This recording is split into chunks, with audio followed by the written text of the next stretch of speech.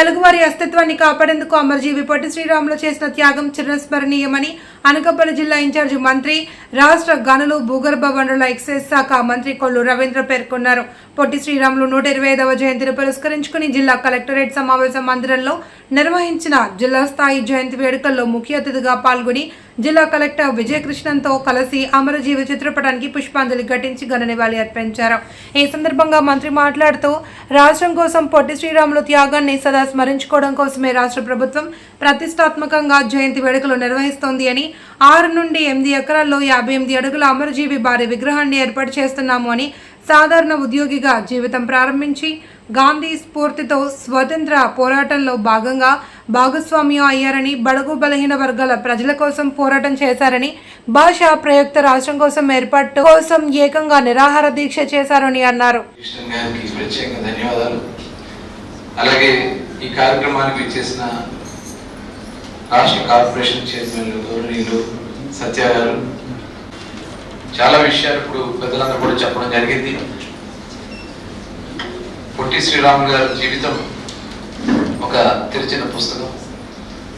ఆయన 1901 సంవత్సరంలో ఆయన మద్రాసులో జన్మించారు. చెన్నైలోనే ఆయన విద్యాభ్యాసం కొంత చేసి తర్వాత ఉద్యోగం కూడా చేయడం జరిగింది.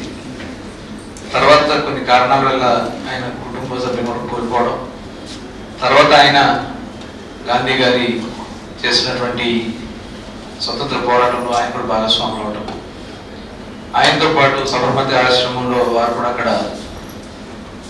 గాంధీ గారితో అక్కడ కొంతకాలం ఉండడం, స్వతంత్రం వచ్చాక కూడా ఆయన ముఖ్యంగా పొడుగు బలహీన వర్గాల పట్ల, ఆయన హరిజన వర్గాల పట్ల చాలా అవినాభావ సంబంధాలతో ఉన్నారు.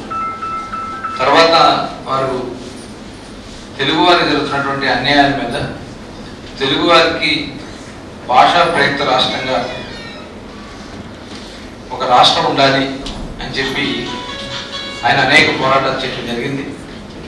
ఆనాడు ఆయనకి సపోర్ట్ లేకపోయినా ఒంటరిగా కూడా పోరాటం చేసి, ఎందుకంటే ఆయన బుక్స్ చూస్తే తెలుస్తుంది, చివరికి ఆయన చనిపోయే నాటికి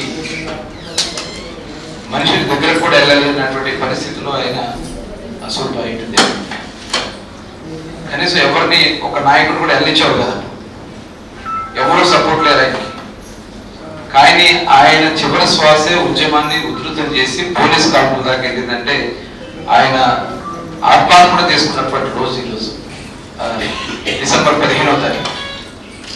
ఆ తర్వాత ఇక కేంద్రం కూడా దిగొచ్చి తెలుగువారి కోసం ఒక రాష్ట్రాన్ని అనౌన్స్ చేసి, ఇవాళ తెలుగువారి కోసం మనకు ఒక రాష్ట్రం ఉందంటే అది ఆయన చేసినటువంటి త్యాగమే. త్యాగమూర్తుల గురించి మనం తెలుసుకోవాల్సినటువంటి అవసరం ఉంది.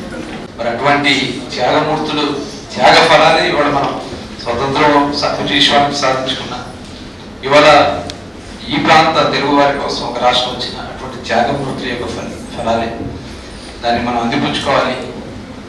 ఈ మధ్యలో కొన్ని స్వార్థ రాజకీయాల వల్ల రకరకాలుగా కులాల కట్టకట్టేస్తున్నారు నాయకుల్ని, అది కొద్దిగా బాధాకరం. ఆయన ఏ కులానికి సంబంధించినటువంటి వ్యక్తి కాదు, తెలుగువాడు. అలా కొంత మనం డివైడ్ చేసుకోవడం కరెక్ట్ కాదు. ఇలాంటి నాయకుల్ని గుర్తుగా, అందుకనే చంద్రబాబు నాయుడు గారు ఈరోజు అమరావతిలో 50 అడుగుల స్తూపాన్ని ఆయన నిర్మాణం చేసుకుని స్టాట్యూ ఆఫ్ సాక్రిఫైస్ కింద పెట్టి, మరి దానికి ముఖ్యమంత్రి గారికి మరొకసారి ప్రత్యేకంగా ధన్యవాదాలు తెలియజేస్తున్నాను. రాబోయే కాలంలో రాజధానిలో అన్ని త్యాగమూర్తుల యొక్క అక్కడ స్మారకాన్ని ఏర్పాటు చేయాలని ముఖ్యమంత్రి గారు ఆలోచన చేస్తున్నారు. మరొకసారి ముఖ్యమంత్రి గారికి ఈ కార్యక్రమం ప్రతి ఒక్కరు కూడా ప్రత్యేక ధన్యవాదాలు తెలియజేసుకుంటూ